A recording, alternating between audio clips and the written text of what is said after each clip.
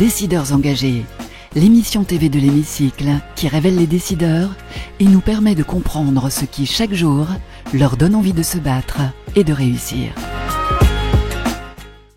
Bienvenue dans On se dit tout, l'émission des décideurs engagés sur l'Hémicycle TV. Aujourd'hui, nous sommes avec Laurence Battle, présidente de Foncia ADB pour administrateur de biens. Bonjour Laurence Battle. Bonjour Magali. Merci beaucoup d'être avec nous dans On se dit tout. Alors, vous connaissez le principe de l'émission. On va d'abord parler de vous personnellement avant de parler de l'enjeu du siècle, finalement, la rénovation énergétique des bâtiments. Qu'est-ce qui vous caractérise selon vous, Laurence Battle? Qu'est-ce qui vous motive dans la vie? Ce qui me motive dans la vie, plein de choses, évidemment plein de choses, mais d'abord et avant tout dans ma vie professionnelle, c'est d'embarquer des équipes dans des projets ambitieux, dans des projets transformants, dans des projets impactants, de travailler avec tous les talents, leur vision, leur énergie, leur passion, leur expertise, de désiloter les entreprises et de faire que le collectif avance et réalise de jolies choses. Ouais, donc un mental de gagnance dans la vie aussi, dans la vie personnelle? Dans la vie personnelle aussi, ouais, bien sûr. En fait, je pense c'est très difficile d'avoir on est la même dans la vie professionnelle et dans la vie personnelle. Donc, ouais. un mental de gagnante, oui, et de personnes engagées dans la vie professionnelle et dans la vie personnelle. Alors, on va en parler de votre engagement. Vous êtes une décideuse engagée. Foncia est leader européen des services immobiliers résidentiels, numéro 1 en France de la gestion des copropriétés, la gestion locative et la gestion des biens. 70 000 immeubles en gestion de copropriété et 400 000 biens en location. Le défi, la rénovation énergétique, c'est le défi du siècle. Alors c'est le défi pour le résidentiel dans l'ancien, c'est le défi des 20 prochaines années. On est dans un environnement qui est un environnement où le bâtiment résidentiel, en gros, est très émetteur de gaz à effet de serre. Foncia, avec les 70 000 immeubles que vous évoquiez, les 400 000 biens en location que nous gérons, on est en capacité d'influencer 1% de l'émission des gaz à effet de serre en France. C'est juste absolument phénoménal.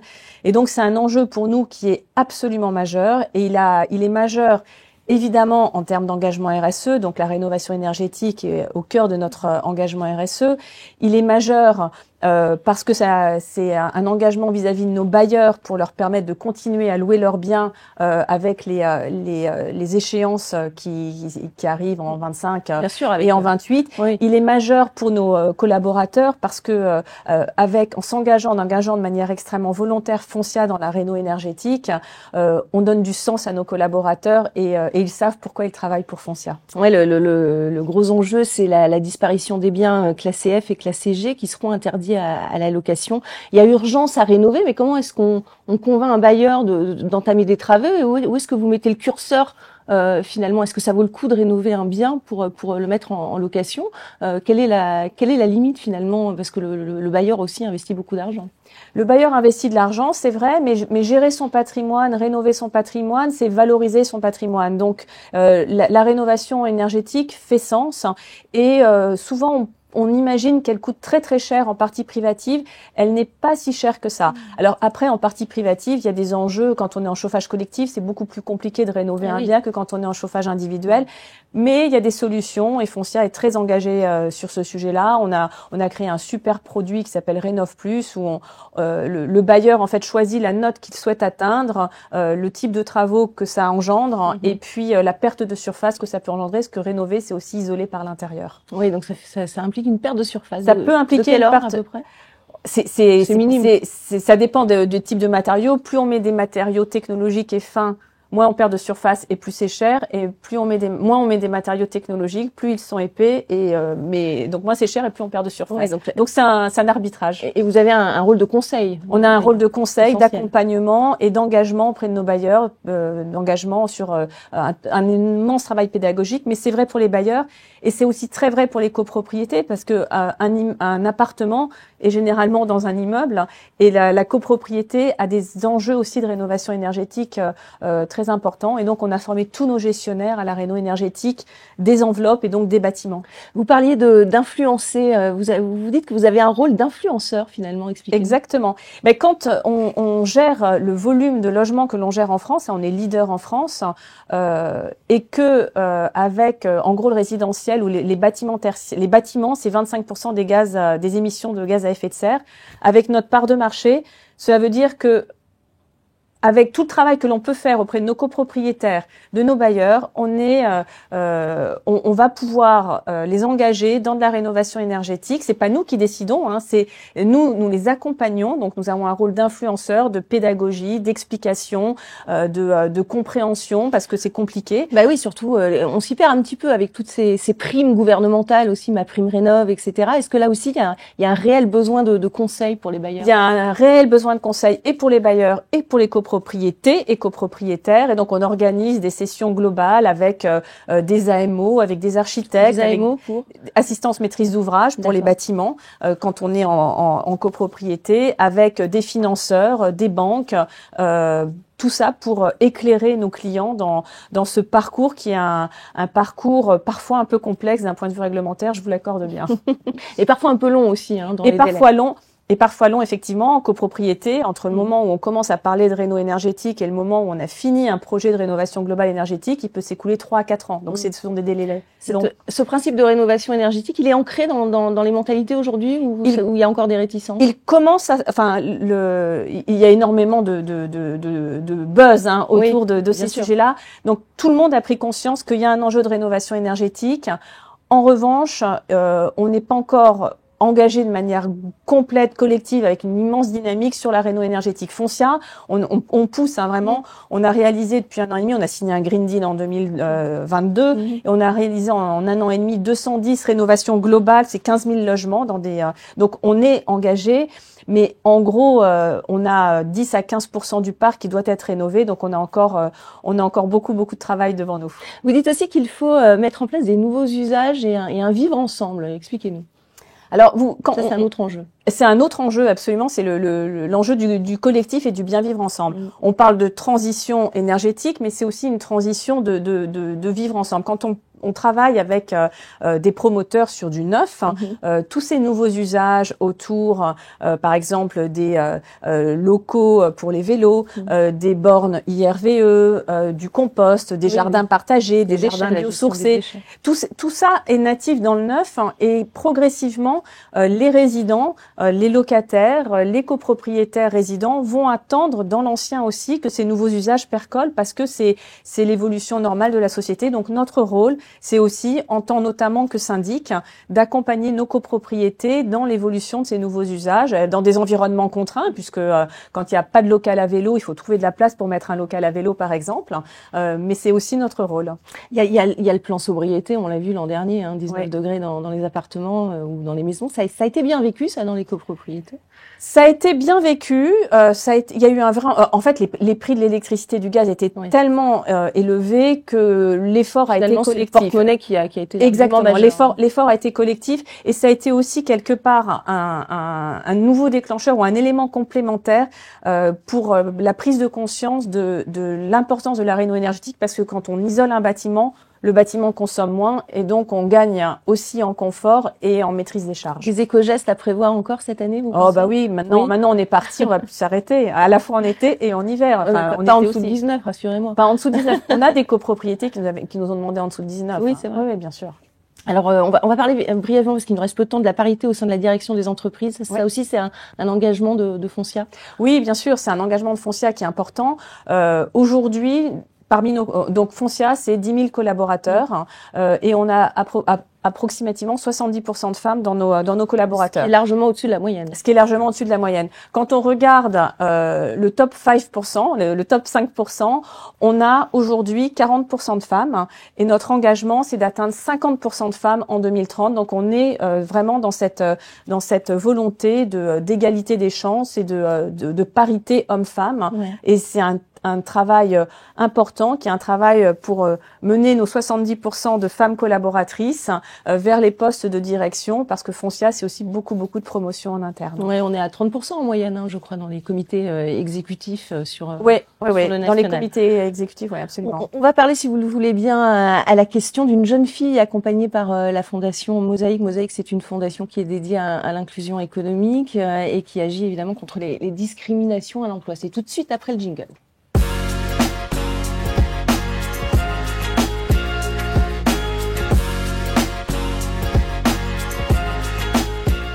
La question de cette jeune fille accompagnée par la Fondation Mosaïque, pour vous, Laurence Battle, c'est celle-ci. Quelles actions concrètes avez-vous déjà initiées au sein de votre organisation en matière de diversité ?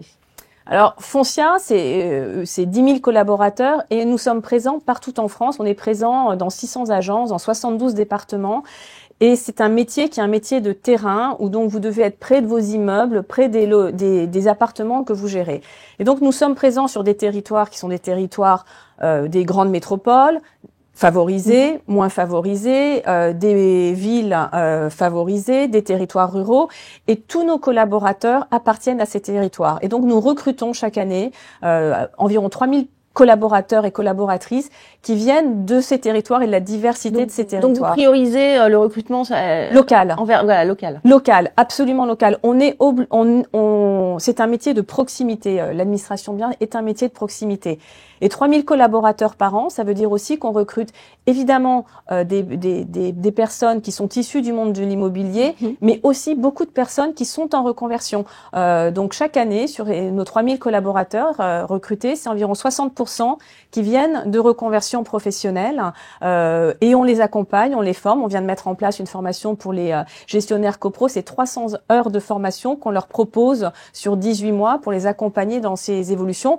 On a 30% de nos collaborateurs qui ont plus de 50 ans. On est aussi donc là engagé sur le travail. Alors j'ai horreur de dire senior parce que j'en fais partie. Je trouve ça la formation, surtout qu'il y a une transformation vers de plus en plus de numérique aussi dans l'immobilier. Oui. Alors la transformation sur le numérique est énorme chez Foncia. On est en train de transformer profondément notre métier d'administration de biens, notamment grâce à la tech, en unissant la tech à l'humain et en travaillant sur quelque part des collaborateurs et collaboratrices augmentés.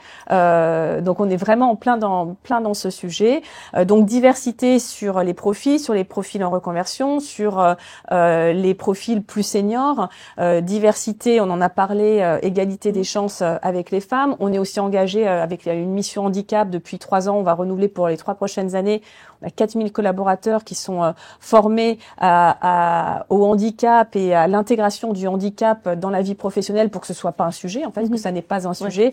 Donc oui, beaucoup d'actions en matière de diversité qui sont quelque part très natives par rapport à la façon dont on exerce notre métier, qui est encore une fois un métier très local et de proximité. Et de contact avant tout. Exactement. On va passer à la question de VL. À présent, le média de référence des 17-27 ans, la start-up qui révolutionne les salons de recrutement, c'est tout de suite après le jingle.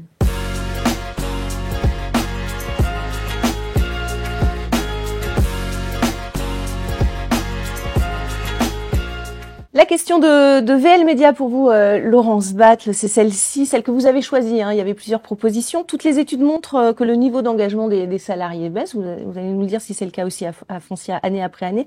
Quelle est votre promesse employeur justement pour y répondre et pour réenchanter l'expérience collaborateur? Est-ce que vous êtes confronté à ce problème? On est, comme toutes les sociétés, comme toutes les industries, on est confronté à ce problème et la façon dont on répond à ce problème, alors encore une fois, il n'y a pas une réponse magique, c'est un enjeu c'est une réponse qui est plus à 360. En fait, c'est tout un tas de choses qu'on a déjà évoquées. C'est évidemment donner du sens au métier pour nos collaborateurs. Dans un contexte plus compliqué d'ailleurs. Dans un contexte plus compliqué. La réno énergétique fait partie de ce sens que l'on est capable de donner à nos collaborateurs. On a parlé de transformation numérique. Foncia est en train de complètement retravailler, réinventer notre métier d'administrateur de biens, notamment grâce à la tech, où pour attirer des jeunes, en fait, vous leur donnez un environnement tech, un environnement hyper puissant, où de nombreuses tâches ou sujets administratifs sont automatisés. Ils sont dans des environnements d'une superbe marque informatique que je ne citerai pas, mais que tout le monde a dans sa poche. Ça simplifie et ça donne. Ça simplifie les tâches administratives, ça rend du temps, ça leur permet d'être au contact sur le terrain avec leurs clients, avec dans leurs immeubles.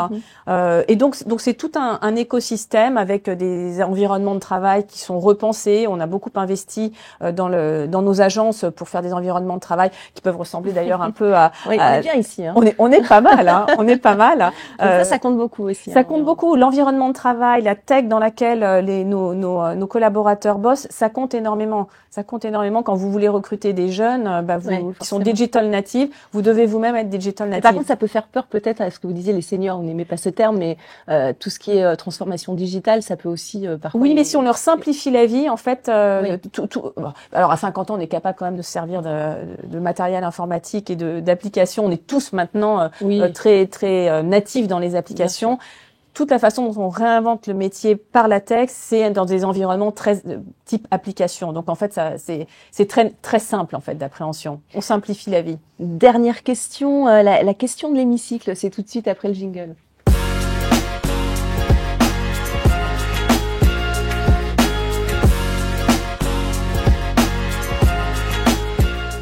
La question de l'hémicycle pour vous, Laurence Bacle, c'est la question que vous avez envie de poser à nos députés, à ceux qui font les lois. Est-ce que vous avez un coup de gueule à pousser? Vous dites ce que vous voulez face caméra. Vous avez 1 minute pour dire ce que vous aimeriez dire si vous étiez dans l'hémicycle au gouvernement. La rénovation énergétique, c'est un enjeu absolument majeur. La loi climat et résilience est une loi indispensable, avec des échéances 25-28 qui sont inscrites dans la loi, avec quelques aménagements qui pourraient être réalisés pour faire que cette loi, de manière pragmatique, puisse être appliquée. 3 propositions. La première, que ces échéances de 25-28 pour les bailleurs s'appliquent non pas au renouvellement du bail, mais à la remise en location. On ne rénove pas en partie privative quand un locataire est dans l'appartement. Deuxième proposition, que lorsqu'une copropriété s'engage dans un projet de rénovation énergétique globale, la décence énergétique pour le bailleur est suspendue le temps de réalisation des travaux par la copropriété. C'est juste très pragmatique. Et puis troisième proposition, que les copropriétés puissent emprunter, et non pas les copropriétaires, dans le cadre d'éco-PTZ, donc des emprunts éco-prêt zéro copropriété, qui sont affectés au lot et non pas aux copropriétaires. La bonne nouvelle, c'est que je crois que le projet de loi de finances 24 embarque déjà cette proposition.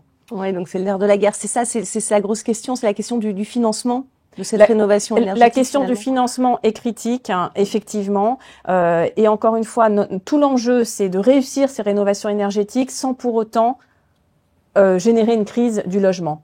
Donc on est sur une crête étroite et on doit réussir collectivement. Et garder le pouvoir d'achat des Français. Et garder le pouvoir d'achat des Français, bien sûr. Donc ça, c'est le gros enjeu. J'espère que vous serez entendu par le gouvernement, j'en suis sûre. Merci beaucoup. Merci Laurence Bacle d'avoir participé à On se dit tout sur l'hémicycle TV. Merci Magali. Merci à vous. Merci beaucoup pour votre fidélité et on se retrouve bientôt évidemment pour un nouveau numéro de On se dit tout. Décideurs engagés.